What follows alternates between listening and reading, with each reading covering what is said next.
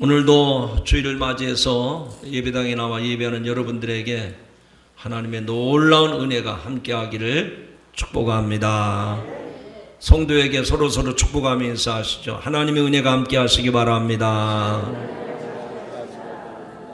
은혜가 얼마나 좋은 건지 말로 다 표현할 수 없습니다.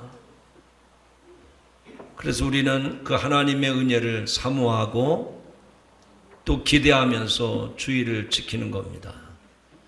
여러분 삶의 중심이 예배로 세워지기를 바랍니다.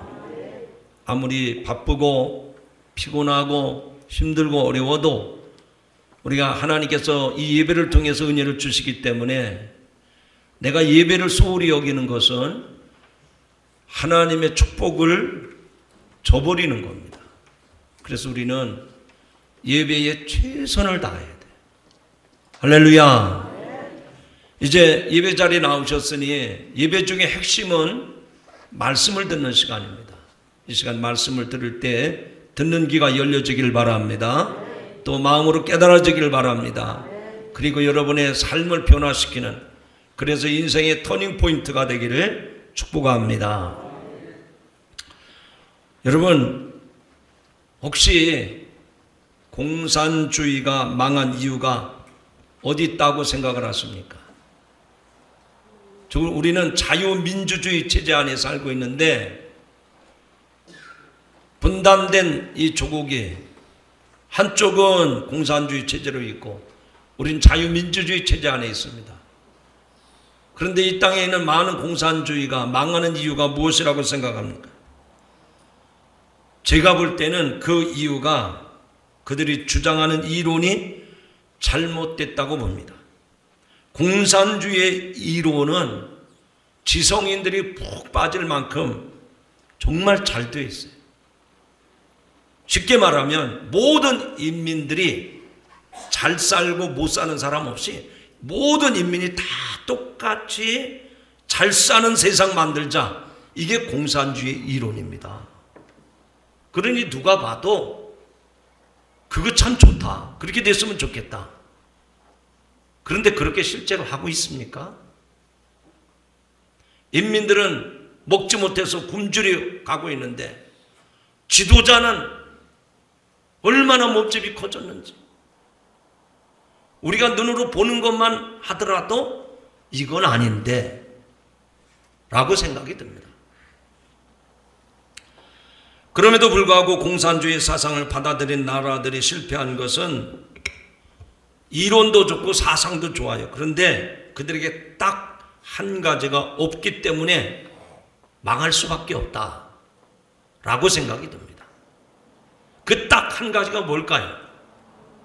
감사하는 마음이 없습니다.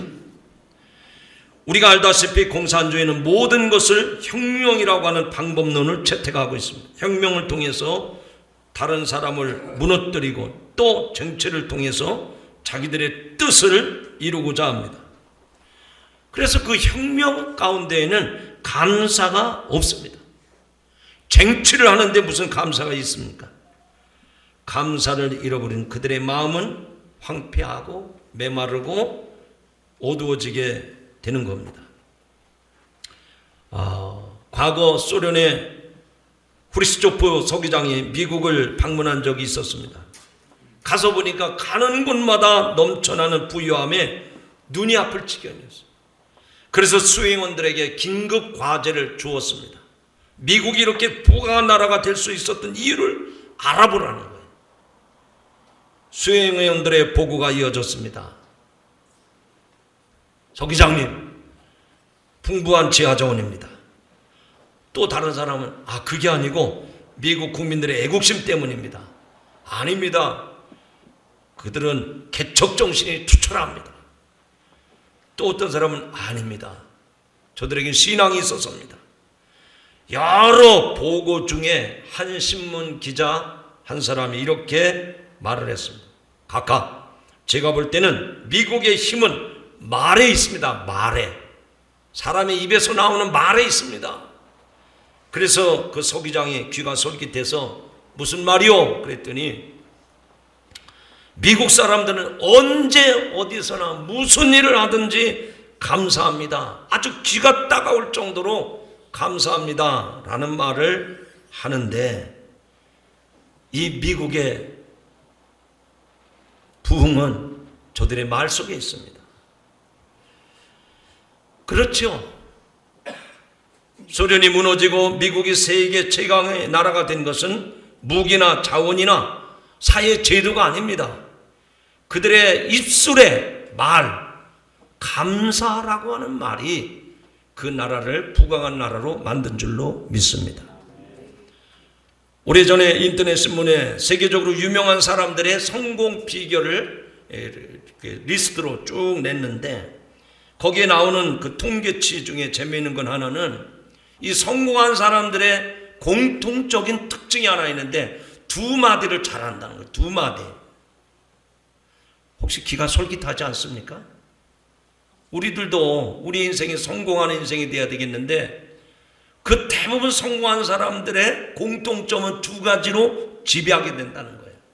그 두 가지 말이 뭐냐? 따라합시다. 죄송합니다. 감사합니다. 어려워요? 쉬워요? 대답을 안 하시는 분은 자존심이 세가지고 안 하는 건지 모르겠네. 우리 인생은 한 번 왔다 가는 인생인데, 우리의 인생이 성공하기 원한다면 두 마디만 잘하면 된다는 거예요. 아유, 죄송합니다. 정말 감사합니다. 연습 좀 합시다. 죄송합니다. 감사합니다. 이것이 습관이 돼버리면 그런 사람들을 대부분 세상에서 성공을 하게 된다는 거예요. 어떻게 보면 그 내용이, 그 두 마리 말이 성경의 가르침 아닙니까? 하나님 앞에서 여러분들이 어떤 사람입니까? 내가 뭐가 틀렸습니까? 내가 뭘 잘못했습니까? 성경을 읽어보세요. 그런 내용이 아니에요. 하나님, 잘못했습니다. 죄송합니다. 제가 죄인입니다. 성경의 가르침은 한마디로 요약하라면 죄송하다는 말밖에 나올 수가 없어요. 할렐루야. 그런데 그러한 죄인, 잘못한 것밖에 없는 우리들에게 하나님의 은혜를 주시고 축복을 해주셔서 오늘에 이르게 하신 줄로 믿습니다. 그걸 생각해 보면 또 감사합니다. 감사합니다. 이 말이 자연스럽게 나와야 돼. 배워서 할 게 아니란 말입니다. 당연하게 해야 될 말이에요. 그런데 우리가 아직 성공하지 못했다고 하는 것은 이 성경의 가르침대로 그 두 마디가 안 나오기 때문에 그래요. 오늘 이 말씀을 통해서 죄송합니다, 감사합니다가 회복되기를 축복합니다. 구약에서 감사라는 말을 가장 많이 사용한 사람은 다윗이라는 사람입니다. 그가 노래한 시편을 보면 감사라는 단어로 가득 찬 것을 알 수가 있습니다. 한마디로 내가 무엇으로 하나님의 은혜에 보답할까? 이것이 다윗의 속마음이었어요. 내가 받은 은혜를 무엇으로 보답할까? 감사하는 그 마음이 다윗의 마음이었단 말이죠. 이렇게 감사의 삶을 산 것은 그가 편안한 삶을 살았기 때문이 아닙니다. 오히려 다윗은 다른 사람에 비해서 더 많은 고난과 어려움을 당했던 사람. 그러나 그럼에도 불구하고 그는 늘 감사합니다. 감사합니다. 할렐루야. 신약성경에도 보면 감사의 말을 가장 많이 쓴 사람 중에 하나가 사도 바울이라고 생각합니다. 그는 한마디로 감사의 사람이었습니다. 그가 쓴 서신서들을 읽어보면 늘 감사로 시작해서 감사로 끝나는 것을 볼 수가 있습니다. 그 어떤 상황에서도 감사하는 믿음을 잃지 않았단 말입니다. 특별히 그는 데살로니가 교회에 보낸 편지에 보면 범사에 감사하라고 그랬어요. 따라하시죠. 좋을 때만 감사하지 말고 범사에 감사합시다. 옆에 사람 쳐다보고 시작. 예, 늘 감사하시기 바랍니다.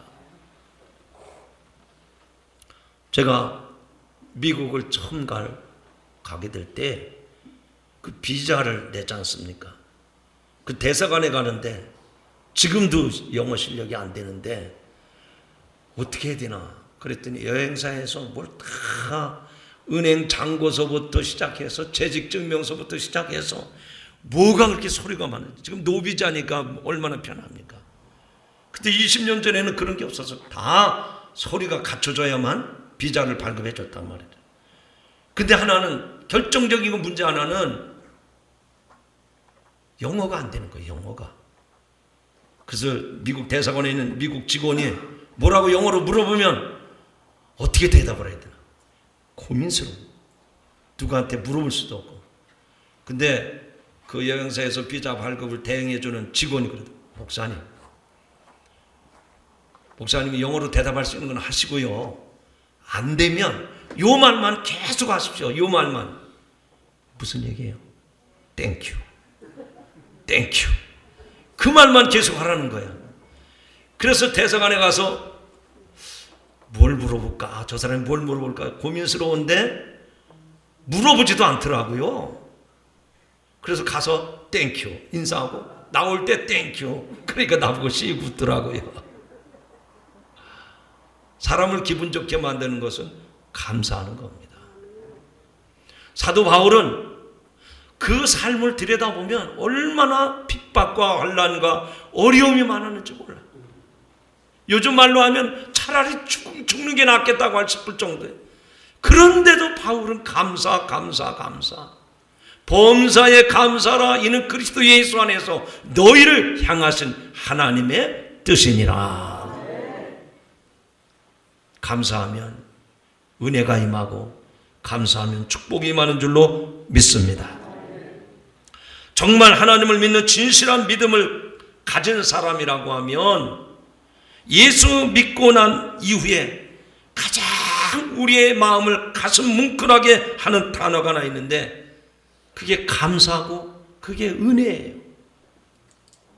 신앙생활하는데 감사가 없다, 은혜를 모른다, 이거는 신앙생활하는 사람이 아닙니다. 진짜 예수 믿고 구원받았고 진짜 하나님을 사랑한다는 사람은요, 감사가 자동으로 나오게 돼 있고요, 그 은혜를 무엇으로 보답해야 될까? 그래서 입만 열면 감사가 나오고 또 말할 때마다 은혜가 넘치는 거예요. 어떤 사람은 말 한마디 속에 가시가 돋쳐 있어요. 그 말 한마디 속에 어떤 음모가 있어요. 근데 예수 믿는 성도들의 얘기를 들어보면 구구절절이 감사해요. 구구절절이 은혜예요. 제가 좀 노래를 잘 부를 줄 알면 불러보고 싶은데 한 소절만 제가 불러보겠습니다. 나를 지으시니가 안 되네요. 이럴 줄 알았어요. 근데 제가 이 노래가 너무, 이 찬양이 너무 은혜서 아마 방송실에서 준비됐으면 한번 딱 틀어주면 이게 감사고 이게 은혜라 싶은데 제가 그냥 가사만 읽어보겠습니다. 나를 지으시니가 하나님, 나를 부르시니가 하나님, 나를 보내시니도 하나님, 나의 나된 것은 다 하나님의 은혜라. 한량없는 은혜, 갚을 수 없는 은혜, 내 삶을 애워싸는 하나님의 은혜. 할렐루야. 하나님의 은혜를 받은 사람이라면 그 은혜에 감사하는 것은 마땅한 일입니다. 아니, 저절로 감사할 수밖에 없어요. 왜?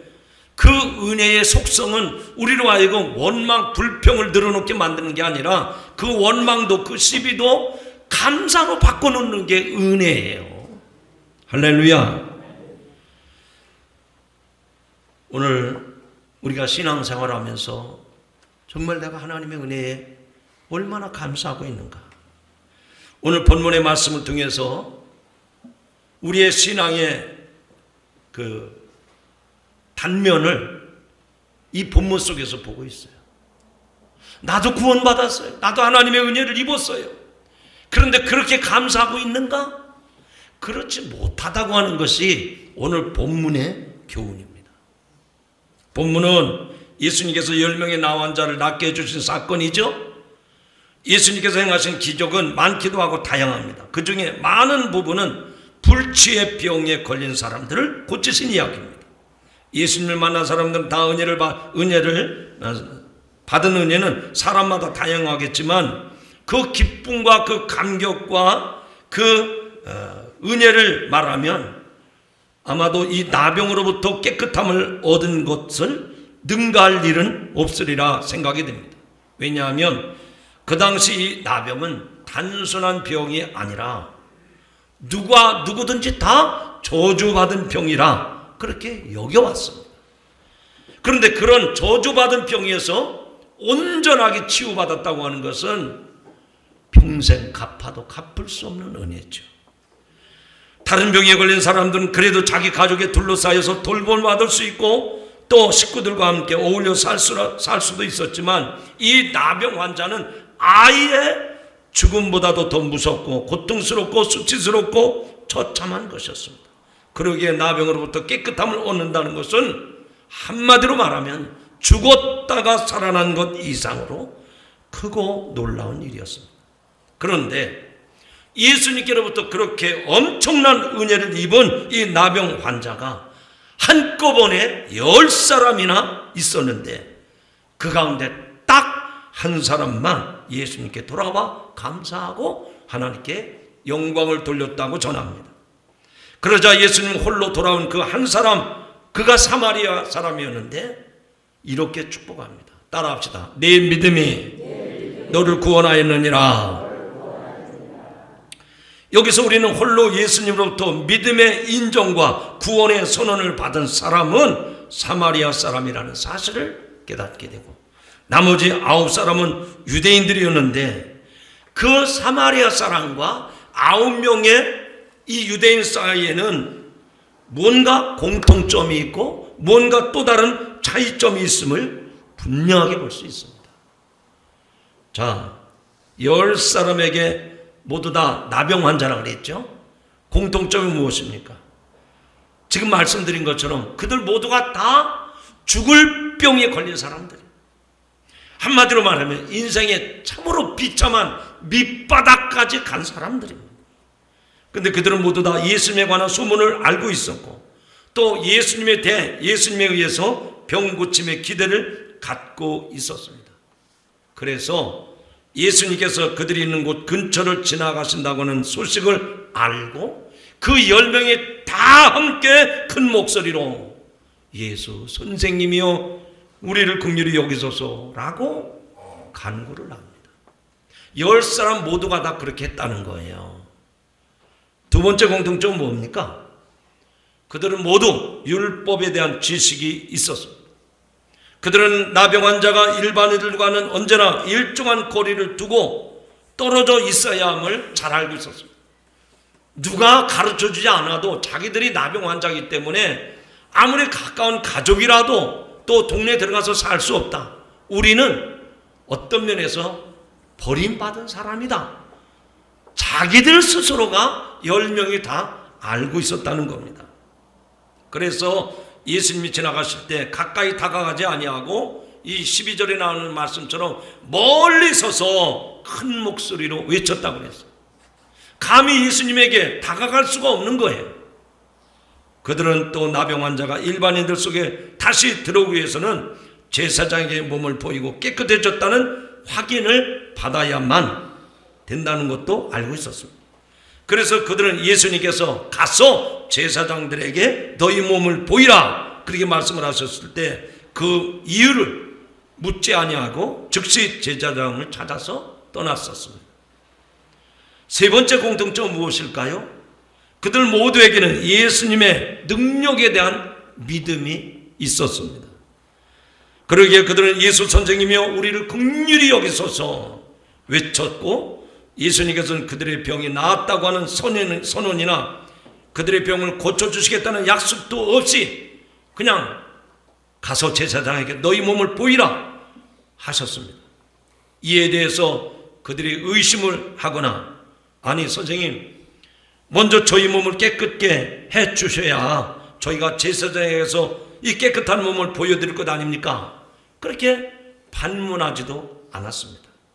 그것은 분명 그들이 예수님께서 가서 제사장들에게 너희 몸을 보이라 말씀하신 것만으로도 곧 고쳐주시겠다는 것이나 다름이 없었고 말씀하신 대로 하면 낫게 될 것이다 이런 믿음이 10사람에게 다 있었다는 겁니다.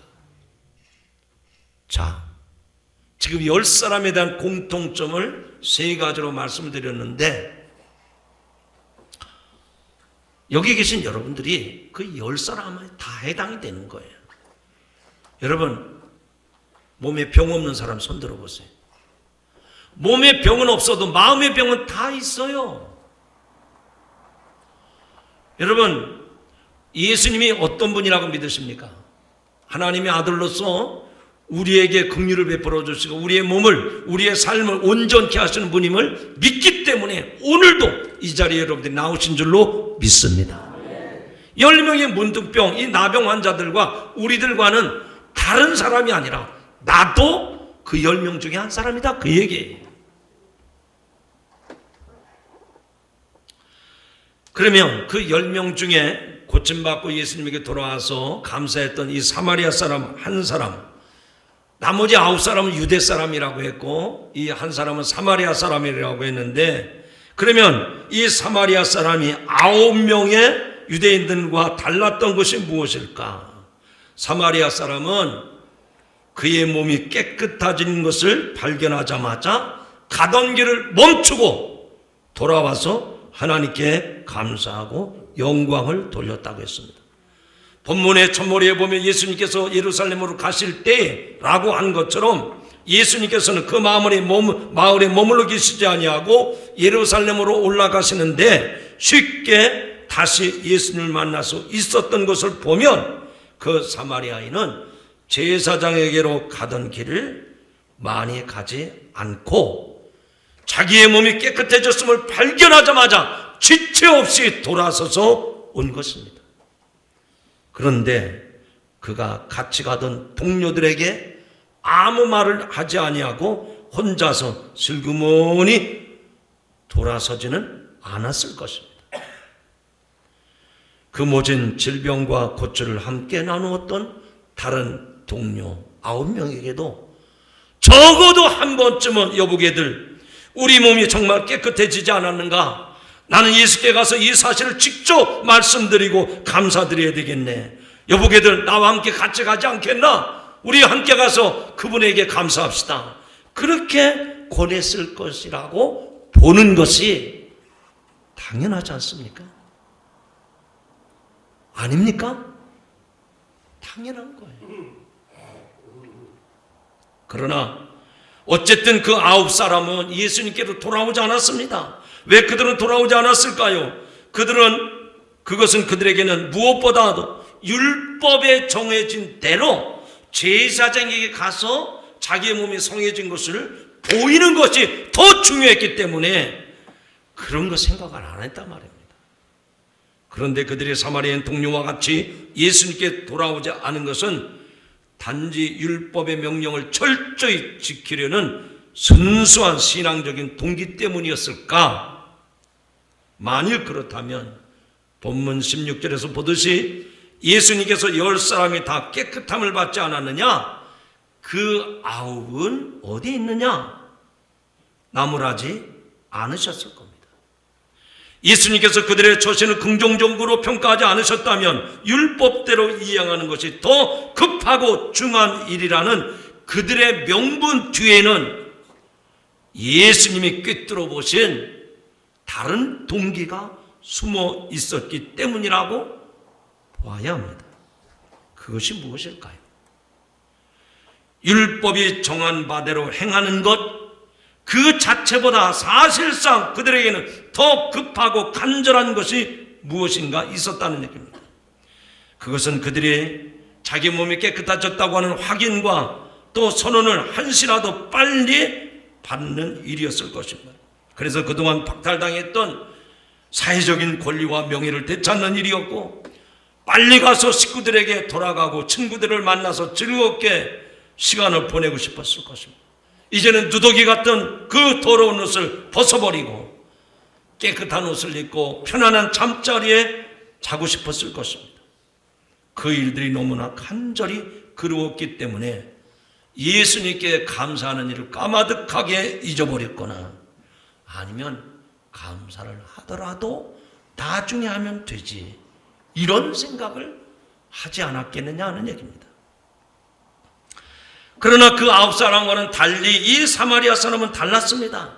그에게는 이제 더 이상 그의 사회적인 권리를 회복하는 일이나 다른 사람들처럼 세상의 즐거움이나 안락한 편안함을 누리는 일이 그가 최우선적으로 해야 될 일이 아니었습니다. 자신을 깨끗하게 해주신 그분, 자신의 인생을 완전히 변화시켜 주신 그분에게 찾아가서 감사하고 그분과 함께 동행하기를 원했던 것이 이 사마리아 사람의 마음이요 생각이었습니다. 사람들 앞에서 예수님의 은혜와 능력을 증언하고 하나님께 영광을 돌리는 이 일이 사람들로부터 인정을 받고 나의 명화와 나의 즐거움을 되찾는 일보다 훨씬 더 귀한 것으로서 그의 삶 속에 자리 잡게 되었다는 얘기입니다. 그 또한 나병에 있고 처참한 삶의 여건 속에 있었을 때 단지 그 상황으로부터 벗어나는 것이 유일한 바람이었고 그것을 위해서 예수님은 찾았겠지만 막상 그의 육신적인 병고침의 문제가 해결되었을 때는 이제는 다른 이유에서 삶에 보다 궁극적인 동기에서 더 절급하게 예수님을 찾는 사람이 되었다는 말입니다. 그는 단지 육신의 병을 고치는 능력이 아니라 생명과 삶의 근원과 의미가 예수님에게 있었음을 깨닫게 된 것입니다.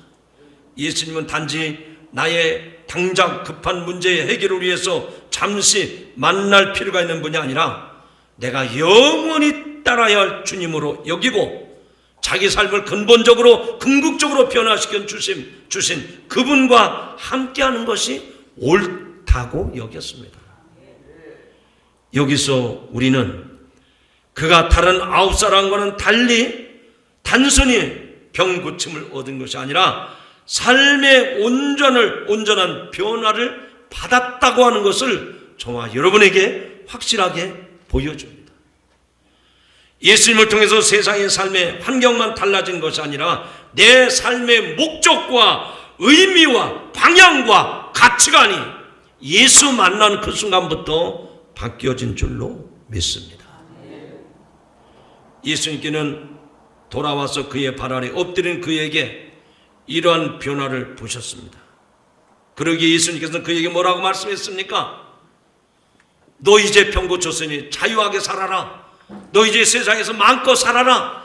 그런 말씀 한마디도 하지 않았어요. 크게 따라합시다. 내 믿음이 너를 구원하였느니라. 그 몸만 고침받은 것이 아니라 육신과 함께 영혼까지 온전히 구원받은 것을 예수님은 그 사마리아 나병 환자에게 선언하신 줄로 믿습니다. 사랑하는 성도 여러분, 이런 은혜와 이런 감사가 저와 여러분에게도 임한 줄로 믿으시기를 바랍니다. 오늘 이 말씀을 들으면서 나는 뭐 은혜 받은 게 없는데, 나도 뭐 이렇게 특별한 일이 없는데, 오늘 말씀을 잘 들으시는 가운데 이전에 보지 못했던, 이전에 알지 못했던, 이전에 깨닫지 못했던 이런 일들이 오늘 이 말씀을 듣는 순간 깨달아지게 될 줄로 믿습니다. 고구마 전도왕이라고는 책자에 등장하는 예화입니다. 어느 휴일에 신문 대금을 받으러 왔는데 아무리 찾아도 돈지갑이 없는 겁니다. 그래서 10살 된 자기 딸을 불렀어요. 예, 어제 아빠가 용돈으로 10,000원 준 거 좀 줘라.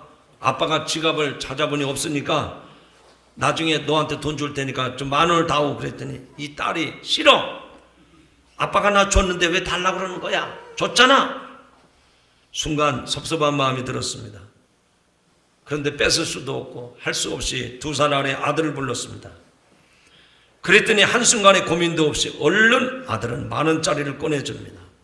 그리고 신문 대금을 준 후에 아들한테 물었습니다. 너는 10,000원이 아깝지 않았니? 그랬더니 아이가 원래 아빠 돈이잖아. 아빠가 준 거잖아. 그 모습이 너무나 기특하고 예뻐서 나중에 마루에서 지갑을 찾아가지고 10,000원을 더 보태가지고 20,000원을 줬습니다.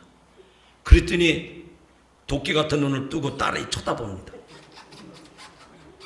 아빠, 10,000원 줘야지, 10,000원. 왜 20,000원 줘? 아빠가 말합니다. 아빠 말에 순종 잘했던 네 동생이 이뻐서 상으로 10,000원을 더 줬다? 그럼 아빠 이 10,000원 가져가. 그리고 나 20,000원 줘. 이 녀석아, 이제는 늦었어. 너는 나한테 찍혔어. 왜 딸은 아빠를 섭섭하게 하고 아들은 아빠를 기쁘게 하는 것일까요?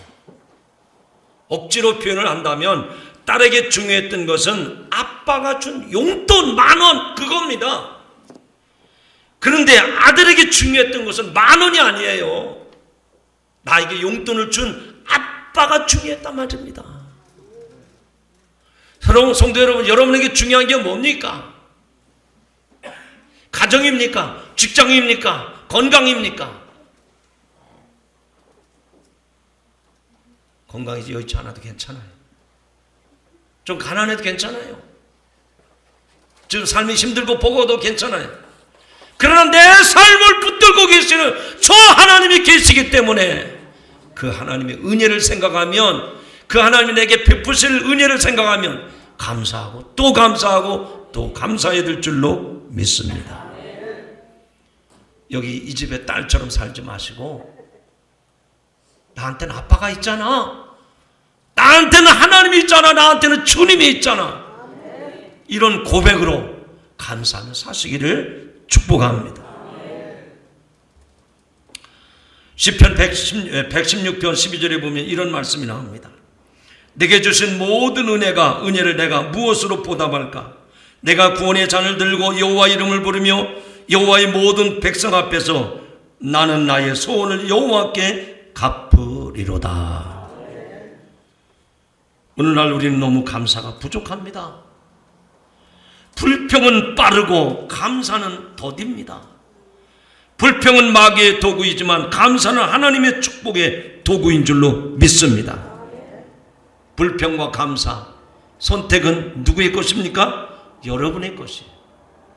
여러분이 무엇을 선택하느냐에 따라서 하나님의 은혜를 계속해서 공급받을 수 있고, 또 마귀가 좋아하는 불평, 불만, 낙심, 절망, 이거를 하면 마귀가 쌍수를 들고 환영을 해요. 박수를 치면서 환영한단 말입니다. 그 말은 불평하고 원망하고 낙심하고 절망하면 그런 일들이 사방으로부터 여러분에게 찾아오게 돼 있어요. 근데 감사합니다. 하나님의 은혜입니다. 이러면 불평과 원망이 왔다가도 사라지고 감사한 일이 더 많이 임할 줄로 믿습니다. 종교개혁자 마틴 루터는 이런 말을 했습니다. 선한 사람은 있는 것을 생각하고 감사하지만 악인은 없는 것을 생각하고 불평한다 그랬어요. 여러분에게 있는 게 뭡니까? 어떤 사람은 재산이 많아요. 그러나 어떤 사람은 재산이 없어요. 어떤 사람은 건강해요. 어떤 사람은 건강하지 못합니다. 세상적인 기준으로 보면 있고 없고 차이가 다 있을 수 있어요. 그러나 믿음의 사람들이 다 갖추고 있는 게 뭡니까? 내 삶을 붙드시는 하나님은 부자든 가난한 사람이든 누구에게나 하나님이 계심을 믿으시기 바랍니다. 세상의 조건을 따지면서 감사하지 말고, 전능하신 하나님, 지금도 나를 다스리시고 나를 주관하시고 나를 이끄시는 하나님, 그 하나님이 내게 있음을 감사하고 또 감사해 보시기 바랍니다. 어둠의 권세가 여러분 앞에 그림자를 들이우지 못할 거예요. 악한 것 한 길로 왔을지라도 7길로 쫓겨가게 될 줄로 믿습니다. 성도에게 눈도장을 찍으면서 다짐합시다. 이제부터 감사하면서 합시다. 하나님의 은혜를 드러냅시다. 할렐루야. 어떤 성서학자가 10명의 나병 환자들이 다 고침을 받았는데 왜 그 9사람은 감사하지 않았을까? 저도 참 그게 궁금했어요. 왜냐하면 그 10사람은 저와 여러분에게 다 해당이 된다고 그랬잖아요. 옆 사람은 슬그머니 쳐다보시죠. 네가 바로 그 사람이야. 그죠? 우리가 다 그런 사람이에요. 그런데 그 중에 한 사람은 예수님께 돌아와서 감사를 드렸는데 나머지 9사람은 왜 안 왔을까? 그 9사람이 저와 여러분이라 그랬잖아요. 그래서 제가 궁금했어요. 그래서 성경 여기저기 찾아보다가 어느 성서학자의 주석을 보니까 그 9사람이 이래서 안 왔을 거다. 이야, 그거를 보고서는요, 바로 이거다. 한 사람이 선한 이 사마리아 사람이 돌아와서 감사한 거는 마땅하고 당연히 해야 될 일이지만 왜 9사람은 안 왔을까? 그들이 뭐 때문에 못 왔을까? 이게 우리들에게 오늘 주신 메시지거든요. 그래서 제가 그 소개를 하려고 그래요. 끝내야 될 시간이지만 밥 먹는 게 중요합니까? 밥은 한 끼 굶어도 돼요. 첫 번째 사람은 이렇게 돼서 안 왔어요. 나병이 낫게 되자 아유, 나 같은 것은 나은 것 같기는 한데 고침을 받은 것 같기는 한데 진짜 나은 건지 한번 의사에게 가서 정밀 검사를 해봐야 되겠다. 그리고 전문 의사한테 찾아가느라고 안 왔답니다. 의심이 많은 사람이에요. 의심. 예수 믿으면서도 의심이 있는 사람이 있어요. 두 번째 사람은 낫기는 낫지만 혹시 재발할지 몰라. 며칠을 더 두고 봐야 되지. 그리고 집으로 돌아갔어요. 신중한 사람입니다. 신중한 사람.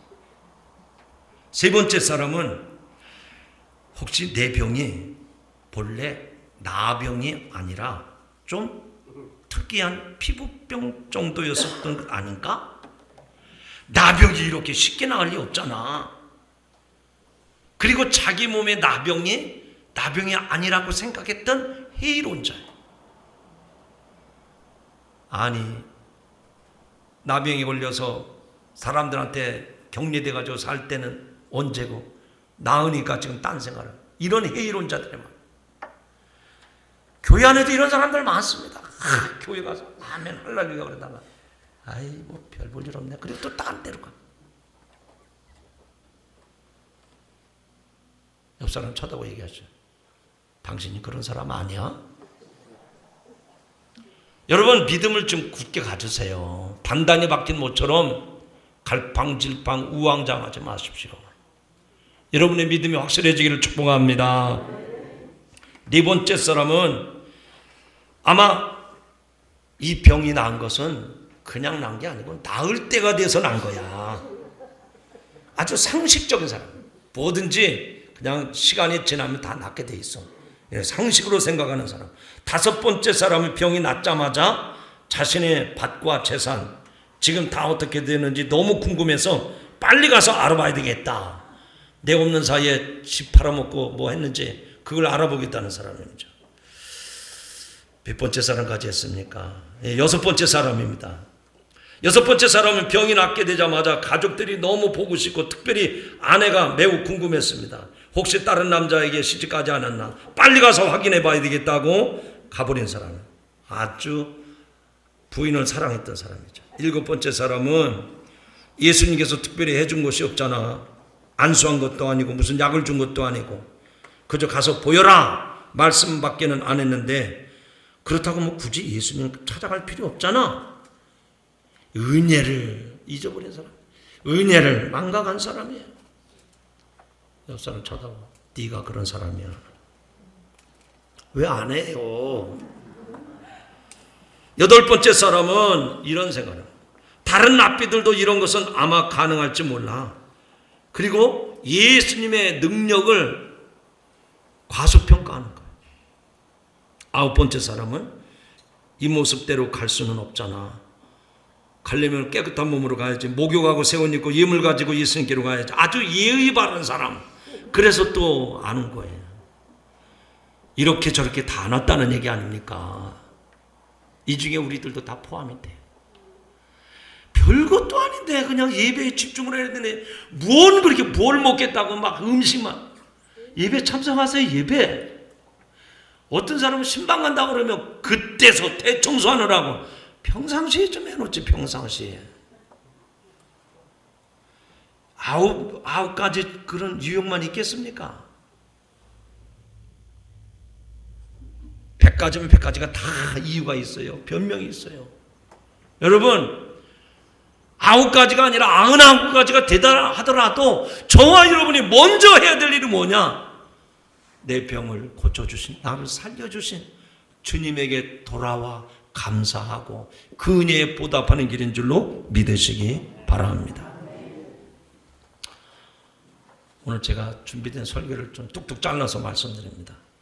혹시 전라남도 소록도에 가보신 분 계십니까? 그런데 저도 2차례 갔다 왔는데 그 소록도에는 나환자들이 이렇게 집단 생활하는 곳입니다. 근데 그 소록도에 가면 바로 소록도에 옆에 찌라도라는 섬이 있습니다. 무슨 섬이요? 한번 따라 하시죠. 찌라도. 소록도 옆에 찌라도라는 섬이 있어요. 그래서 소록도에 방문했던 분들은 그곳에서 찌라도에 대한 섬에 대한 안내를 듣습니다. 이곳은 천국과 같은 곳인데 혹시 이 찌라도 섬에 가보지 않겠습니까? 그러면 거기에 방문했던 사람이 천국이라고 그러니까 예, 그리고 다 가보기를 원한답니다. 그러면 인도자가 그곳에 가려면 성경의 지도를 보고 가야 됩니다. 성경 지도를 열어보십시오. 그러면 성경을 다 찾습니다. 하박국 3장 17절 읽을 테니까 들어보세요. 비록 무화과나무가 무성치 못하며 포도나무에 열매가 없으며 감람나무에 소출이 없으며 밭에 식물이 없으며 우리의 양이 없으며 외양간에 송아지가 없을지라도 나는 여호와로 즐거워하리. 여기에 바로 찌라도가 나와요. 외양간에 소가 없을지라도, 돈이 없을지라도, 건강이 없을지라도, 늙었을지라도, 못생겼을지라도, 형편이 안 될지라도 뭐 했다는 거예요? 이 설교를 잘 못 듣고 계시네. 지금 찌라도 얘기하는 게 아니고 뭐 하라는 거예요? 감사하라는 거예요. 소록도 옆에 또 우리 한번 찌라도 섬에 가봅시다. 찌라도 섬이 있는 게 아니고 그 소록도 안에는 건강하지 않을지라도, 돈이 없을지라도, 눈이 빠졌을지라도 이곳이 천국이기 때문에 여기가 바로 찌라도 섬이라는 거예요. 사랑하는 성도 여러분, 얼마나 더 있으면 되겠습니까? 얼마나 건강하면 되겠습니까? 얼마나 여러분의 앞날이 보장되면 좋겠습니까? 얼마나 통장에 잔고가 많이 쌓여 있으면 좋겠습니까? 하나님 한 분만으로, 날 구원해 준 예수님 한 분만으로 그 은혜가 귀하고 그 은혜가 감사할 뿐 아닙니까? 성도들과 서로 약속을 합시다. 찌라도 감사합시다. 기도하십니다. 하나님, 우리들을 구원해 주신 은혜를 생각할 때 만만 감사하고 찬송하고 영광을 돌릴 수밖에 없습니다. 죽어야 될 사람입니다. 지옥에 가야 될 사람들입니다. 그런데 하나님의 당신의 독생자 예수 그리스도를 십자가에 내어 죽게 하심으로 그 피값으로 우리들의 죄사함을 받고 구원을 받았습니다. 무엇을 더 바라겠습니까? 무엇을 더 구하겠습니까? 우리의 입술에서는 하나님의 은혜와 하나님의 베풀어 준 감사밖에 없습니다. 감사야말로 내 신앙의 좋은 표본이 되는 줄로 믿습니다. 우리 성도들에게, 우리 모든 성도들에게 이 감사의 믿음을 주옵소서. 예수님의 이름으로 기도하옵나이다.